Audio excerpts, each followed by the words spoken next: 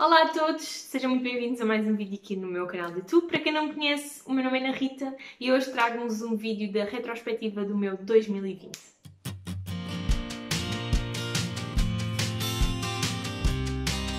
Então já estamos no ano de 2021, muitas coisas boas aconteceram em 2020. Eu não vou ser aquela pessoa de todo que vai dizer que o ano 2020 foi só coisas más. Aconteceram muitas coisas más, eu sei, pelo mundo, mesmo a nível pessoal, na minha opinião.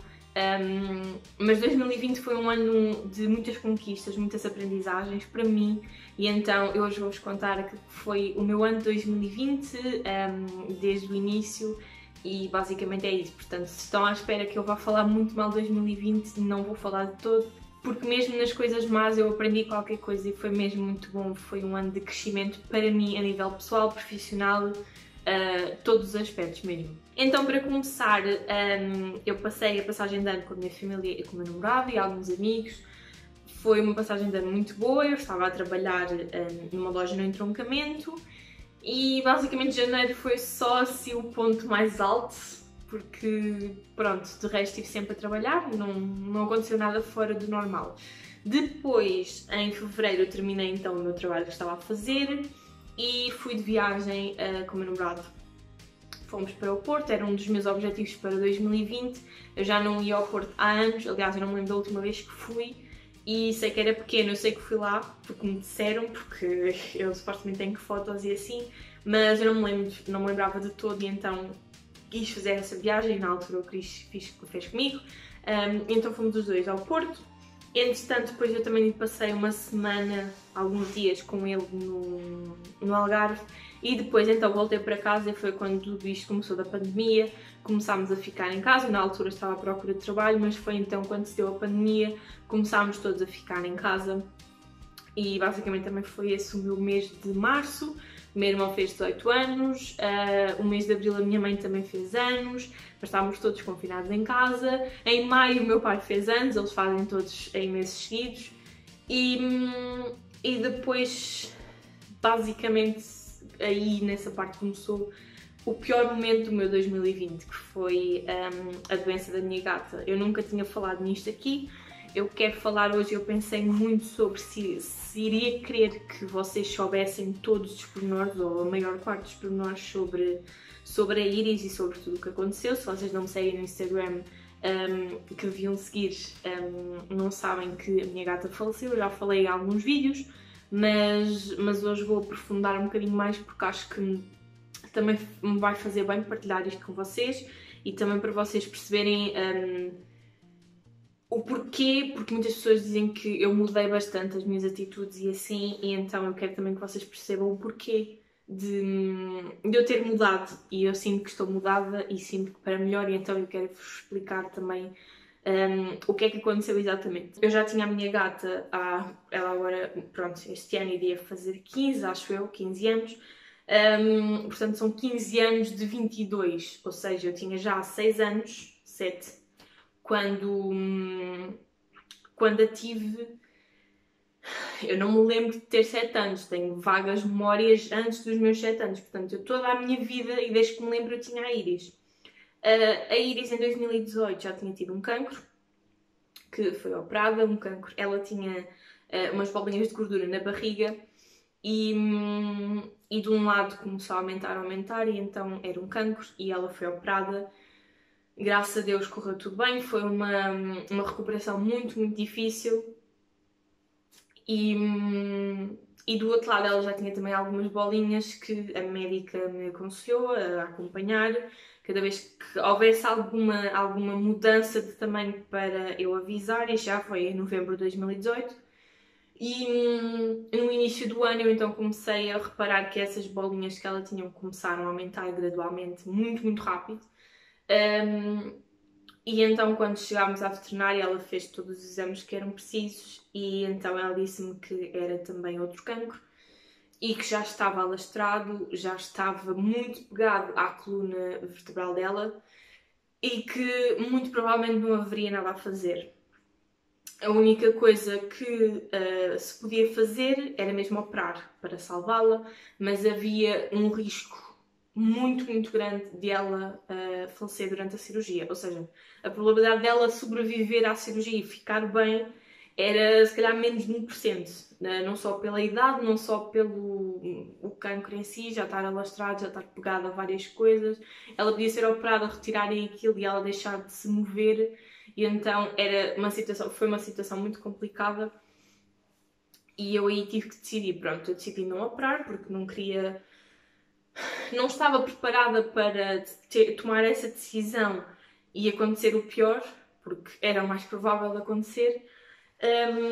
E então toda a minha quarentena, enquanto estávamos todos fechados em casa, enquanto vocês estavam ralados em estar fechados em casa, eu estava fechada em casa a cuidar da minha gata, em que todos os dias lhe dava medicação para as dores, todos os dias lhe dava medicação para ela estar mais calma, dava-lhe quase comida à boca, foi muito complicado para mim. E durante esses meses basicamente eu vivia para a Iris e pronto, foi um bocadinho complicado para mim. Eu durante esses tempos afastei muitas pessoas. A única pessoa com quem eu falava era mesmo com o Cris, porque pronto, era a pessoa que sabia mais ou menos o que é que estava a passar e nesses meses também estávamos longe um do outro. Então foi muito difícil. Depois disto tudo começou-se a complicar ainda mais porque a pele dela não conseguia acompanhar o crescimento do tumor e ela lambia a ferida e começou a criar ainda mais ferida. Tinha um corte muito profundo. E eu todos os dias tive que ir à farmácia e todos os dias lhe mudava a ferida. Ela teve que vestir aqueles fatos de operações, pronto, porque ela não podia lamber a ferida porque ficava pior. Todos os dias eu mudava a ferida, todos os dias eu chorava porque ela esperneava com dor e desconforto e não queria que eu lhe tocasse, então era muito mau. Todos os dias era essa sensação e eu tinha que ir lá, eu sabia que tinha que ir lá e tinha que mudar a ferida e era muito mau para as duas. E houve um episódio no fim do mês de junho que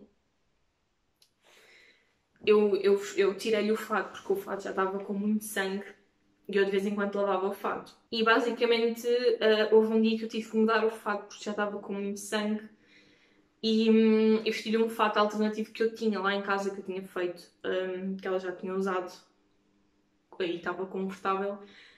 E não sei, ela conseguiu destruir o fato, ela roeu o fato e quando eu fui dar com ela estava no quarto o meu irmão em cima da cama com colchas cheias de sangue, ela cheia de sangue.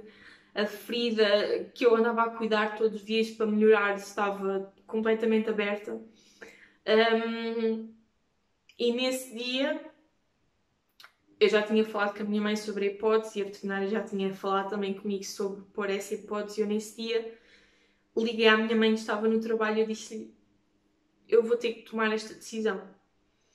Eu não consigo ver a Iris assim. Ela já não era a minha gata, já não era a mesma gata que eu tinha, que andava a correr pela casa feita maluca, que dava cabo dos tapetes, que brincava com tudo, roubava-me as borrachas e os elásticos. E eu aí percebi e disse à minha mãe que não conseguia. E foi aí que eu tive a coragem de tomar essa decisão. Eu sei que isto tem opiniões muito diferentes de umas pessoas das outras, mas eu não era capaz de continuar a ver a minha gata assim, a ver a minha gata a sofrer, a ver a minha gata com dores. E eu sabia que ela nunca iria melhorar. E eu nesse dia liguei à veterinária, depois de falar com a minha mãe, expliquei-lhe o que é que tinha acontecido e marquei com ela para o dia a seguir. Nesse momento eu marquei para fazer uma consulta de avaliação. Basicamente foi isso. E então no dia seguinte eu passei a noite com ela, ela dormia comigo todas as noites e eu passei a noite com ela e eu sabia que podia ser a última noite que ela passava comigo. E no dia a seguir eu fui com a minha mãe levou-me, porque eu nem sequer era capaz de conduzir, a minha mãe levou-me e foi comigo. E eu não conseguia sequer falar com a veterinária, não conseguia explicar o que é que aconteceu. A minha mãe falou com a veterinária e então a veterinária observou-a, disse que realmente a ferida estava muito bem tratada, que eu tinha cuidado muito bem dela E eu só me lembro de lhe perguntar, no meio disto tudo, só me lembro de lhe perguntar: isto algum dia vai passar? Ela algum dia. Há esperança dela ficar melhor? Em que a veterinária me disse que não, que por muito que eu fizesse, por muito que nós fizéssemos, ela nunca iria superar este cancro, porque não dava, da forma como já estava, a idade que ela já tinha, não dava. E então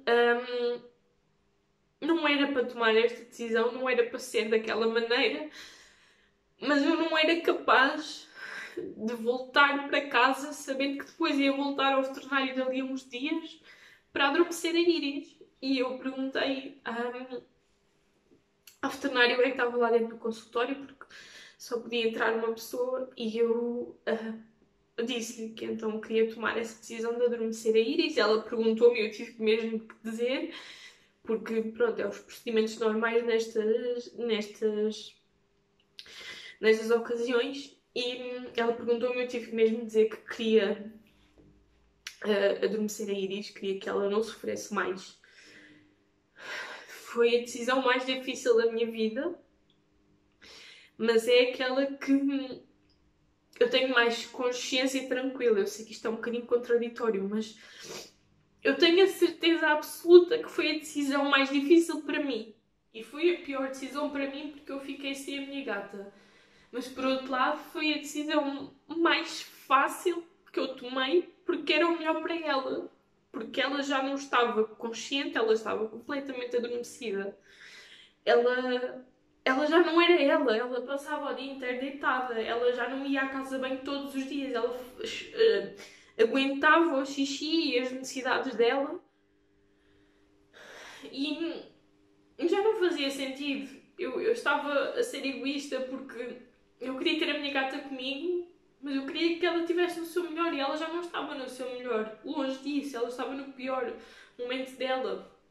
E por isso é que eu perguntei e voltei a perguntar à veterinária se seria realmente a melhor decisão e se ela alguma vez iria recuperar, e que a veterinária me disse que não, que neste momento era mesmo o que ela aconselhava, era mesmo adormecer a Iris. E eu lembro-me de perguntar então como é que ia suceder, não vou estar a falar desses pormenores.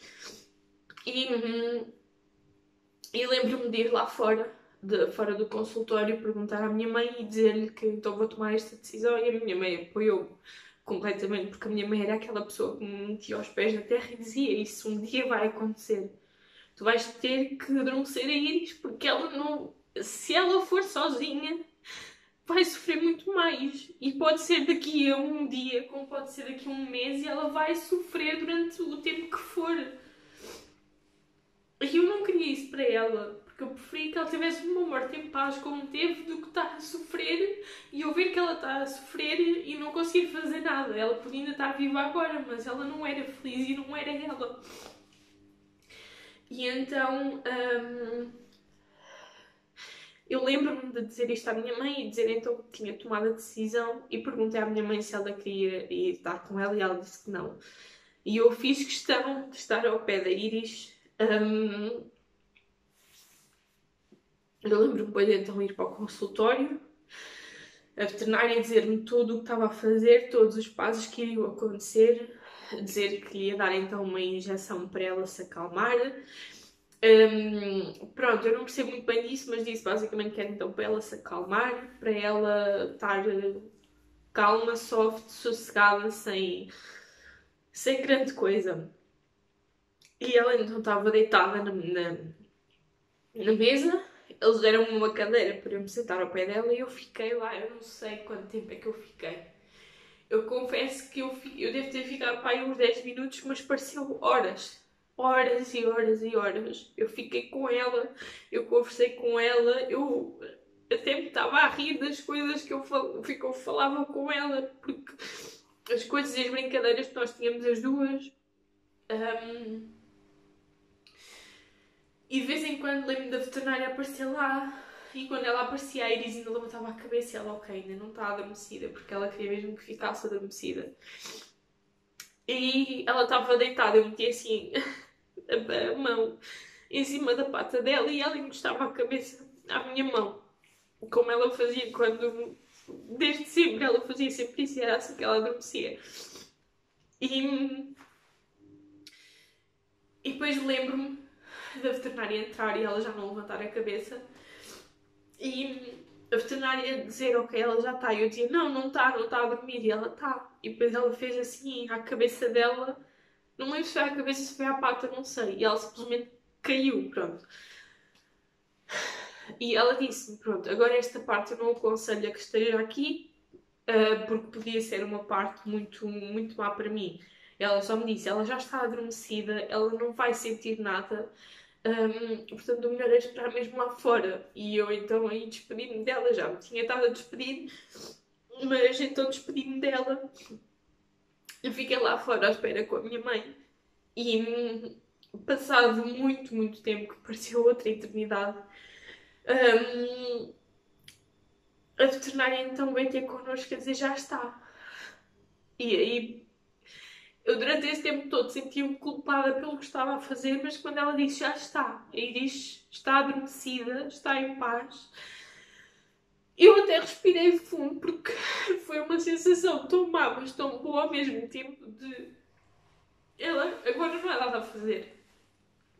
E a veterinária depois explicou-me que não queria que eu estivesse presente porque podia haver perdas de urina, mesmo ela a borrar-se com a injeção, e diz que foi tudo tranquilo, que ela estava só se babou um bocadinho, mas que estava tudo tranquilo, tudo bem. E depois lembro-me de estar lá a chorar no consultório e então trazerem-na numa caixa de cartão. E perguntei à minha mãe como é que queria que isso acontecesse. E a minha mãe depois meteu-a no porta-bagagens, foi-me levar a casa e disse: eu vou enterrar a Iris, e foi enterrá-la num terreno dos meus bisavós. E foi muito difícil a chegada à casa e ter que limpar a caixa de areia dela, e ter que limpar a comida e a água dela, e ter que meter para lavar as mantas dele. E foi das coisas mais difíceis que eu tive que fazer, porque quando morreu a minha cadela, ela estava na rua, não tinha mantas, não tinha propriamente não tinha caixa de areia, não tinha nada. E então era só a parte de ir ao quintal e ela não estar lá. Mas da Iris foi tudo diferente. Foi eu entrar no meu quarto e eu não sentia que fosse o meu quarto, porque a minha Iris não estava lá a mantinha dela, a caminha dela. E isso foi para mim o mais difícil. Foi mesmo eu assumir e eu perceber que ela nunca mais iria voltar àquele quarto, nunca mais iria voltar à minha casa. E durante muito tempo, durante muitas semanas, eu não me sentia o mesmo, porque eu não sabia viver. Foram 15 anos da minha vida em que eu sabia o que eu era com a minha gata. E eu ser a minha gata, não sabia o que eu era. Eu brincava com ela, eu dormia todas as noites com ela. Era uma sensação esquisita, tanto que eu mudava a caixa. Isto pode parecer estúpido, mas eu muitas das vezes, e durante esses meses, eu estava em cima da minha cama e ela tinha a caminho aos pés da cama, no chão. E eu durante muitas semanas, às vezes até estava em videochamada com o Cris, durante muitas semanas, que eu ainda tinha aquela ideia que ela estava ali e espreitava. E depois percebia que ela não estava. Ou seja, o meu subconsciente achava que ela ainda estava ali. Para mim ainda fazia sentido ela estar ali. E eu mudava a caixa de areia dela todos os sábados. Eu no primeiro sábado, depois da morte dela, que foi de 3 dias, ela morreu numa quarta-feira, dia 1 de julho. E nesse sábado a seguir, a minha cabeça, eu acordei e disse: tenho que limpar o meu quarto, tenho que fazer a minha cama de lavar e tenho que mudar a caixa da Iris. Não fazia sentido para mim um sábado sem mudar a caixa da Iris. Ou seja, toda esta adaptação foi muito difícil para mim. Acho que foi a parte mais difícil de ter que ter uma vida sem cuidar da Iris. E foram todos os dias de uma quarentena, desde o início de março, em que eu todos os dias me levantava, a primeira coisa que eu fazia era dar a medicação à Iris. A última coisa que eu fazia à noite, antes de dormir, era mudar o penso da ferida da Iris. Ou seja, é a mesma coisa que. Eu não tenho agora nenhum exemplo, mas é a mesma coisa de todos os dias nós acordarmos e irmos tomar um pequeno almoço e a partir desse dia já não podemos. Ou seja, a nossa cabeça ainda vai para ir tomar um pequeno almoço. Foi muito estranho e foi muito difícil para mim a adaptação. E durante muitas semanas eu não me sentia eu mesma, não conseguia perceber o que é que eu era sem a Iris. E depois nesse mês de julho, eu não sei se foi em julho, se foi em agosto, o Cris foi ter comigo, surpreendeu-me, apareceu, ainda estava eu a dormir de manhã e passou o fim de semana comigo e depois eu fui passar um fim de semana também com ele lá ao Algarve, porque ele também sofreu muito com isso, porque eu depois lembro-me no dia que cheguei a casa, arrumei as coisas dela e ele não sabia sequer o que é que tinha acontecido e eu liguei-lhe, ele estava no trabalho e ele nem sequer pode estar com o telemóvel, ele atendeu-me e foi só eu dizer já está. E ele também ficou em lágrimas e ele também gostava muito da Iris e foi o meu maior apoio no meio disto tudo. Depois, e por isso é que ele também foi ter comigo, porque ele sabia que eu estava mal e ele arranjou um fim de semana e apareceu então de surpresa na minha casa. Depois, em agosto eu fiz 22 anos. E em setembro fui passar um fim de semana com os meus pais que faziam 25 anos de casados. Fomos passar um fim de semana a Vila Nova de Mil Fontes. E depois daí também estive com o Cristiano. Depois em outubro adotámos o Joey. Eu depois já mais à frente vou fazer um vídeo em que vos conto tudo o que aconteceu e o porquê de termos adotado o Joey. Em outubro foi toda essa mudança. Também de ter um novo gato em casa, um novo animal de estimação. Depois, em novembro, aí no mês de outubro, foi quando eu e o Cris decidimos que vínhamos para Leiria, porque, pronto, razões profissionais dele. E eu, no momento, não estava a trabalhar, então decidi vir também. Também vocês já sabem mais ou menos o que é que aconteceu. E depois, em novembro, foi a mudança, porque nós mudámos no dia 28 de outubro. Em novembro foi o mês de adaptação aqui a Leiria. Foi o mês em que percebemos que tínhamos de sair da casa onde estávamos porque não tinha condições e porque os próprios donos da casa também iam vender a casa. Então começámos à procura numa casa nova. No dia 8 de dezembro viemos assinar o contrato desta casa e pronto. Basicamente foi esse o meu ano. Depois fui passar o Natal ao entroncamento. Fomos também passar uns dias ao Algarve. E passámos a passagem de ano aqui sozinhos. Porque não fazia sentido estar a ir passar com a família. Todos os anos eu passo com a minha família, mas este ano não fazia sentido. Já tínhamos passado o Natal e mais valia passarmos aqui os dois. Pronto, é só mais uma passagem de ano. E pronto, passámos aqui os dois com o nosso Joey. Vimos os foguetes ali atrás da nossa casa. E pronto, e basicamente foi isto. Foi um ano muito bom e teve o melhor, mas também teve o pior. Mas foi um ano que eu sinto que me fez crescer, que me fez mudar. Também afastei-me de algumas coisas e algumas pessoas, mas aproximei-me de outras, nomeadamente os meus pais, porque neste momento tenho uma relação muito mais forte com eles agora que estou a viver aqui com o Cris do que tinha quando estava a viver na casa deles. Eu acho que isso também foi bom e fez bem também aos meus pais, porque o meu irmão também saiu de casa para ir estudar e então eu agora sinto muito mais próxima da minha mãe. Por exemplo, do meu pai sempre fui próxima, mas da minha mãe porque pronto, era aquela coisa, a mãe, depois estávamos sempre a dar na cabeça uma à outra e agora não conseguimos passar um dia sem mandar uma mensagem. Se ela não manda, mando eu. E não é preciso ligar, é mesmo às vezes acontece uma coisa na televisão, eu vejo uma fotografia, alguém mal vestido, quer que seja, eu mando para a minha mãe e ela faz o mesmo para mim. Eu acho que isso também foi bom, fortalecer um bocadinho a nossa relação. Eu acho que estávamos a precisar disto.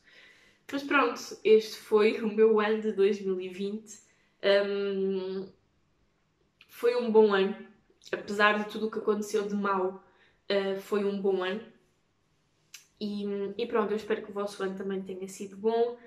Entretanto, também vou fazer um vídeo com as minhas metas para 2021, mas eu espero muito que vocês tenham passado bem o vosso ano, que tenham... Que deem o valor agora a outras coisas, porque a pandemia também ajudou muito a isso. E pronto, e foi esta a minha retrospectiva do ano de 2020. Eu espero muito que vocês tenham gostado deste vídeo. Apesar de tudo, eu nunca pensei que fosse um vídeo tão intenso para mim, mas apesar de tudo, eu espero que vocês tenham gostado. Se gostaram, não se esqueçam de dar aqui o vosso like, deixem algum comentário, sugestões, opiniões. Atenção, eu não quero opiniões más e críticas sobre aquilo que eu fiz e a decisão que eu tomei.